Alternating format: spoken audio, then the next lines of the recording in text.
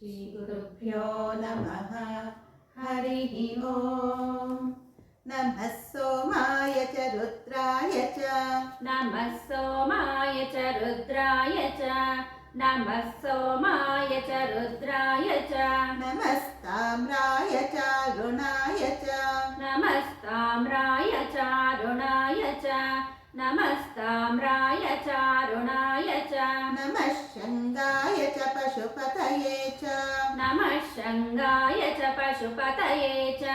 नमः शङ्गाय च पशुपतये च नमः उग्राय च भीमाय च नमः उग्राय च भीमाय च नमः उग्राय च भीमाय च नमो अग्रे वधाय च दूरे वधाय च नमो अग्रे वधाय च दूरे वधाय च नमो अग्रे वधाय च दूरे वधाय च नमो हन्त्रे च हनीयसे च नमो हन्त्रे च हनीयसे च नमो हन्त्रे च हनीयसे च नमो वृक्षेभ्यो हरिकेशेभ्यः नमो वृक्षेभ्यो हरिकेशेभ्यः नमो वृक्षेभ्यो हरिकेशेभ्यः नमस्ताराय नमस्ताराय नमस्ताराय नमः शम्भवे च मयो भवे च नमः शम्भवे च मयो भवे च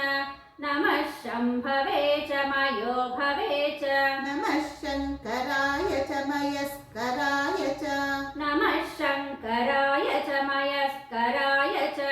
नमः शङ्कराय च मयस्कराय च नमः शिवाय च शिवतराय च नमः शिवाय च शिवतराय च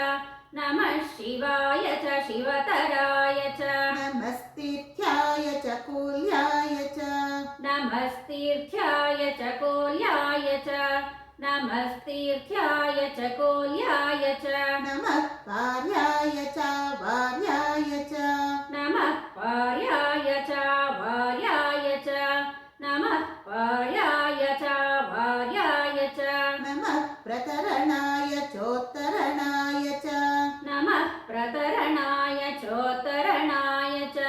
नमः प्रतरणाय चोत्तरणाय च नमः आतार्याय च लाध्याय च नमः आतार्याय चालाद्याय च नमः आतार्याय चालाद्याय च नमः षष्ठ्याय च फेन्याय च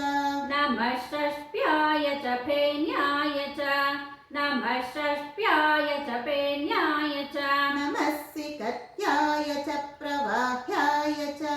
नमः सिकत्याय च प्रवाह्याय च नमः सिकत्याय च प्रवाह्याय च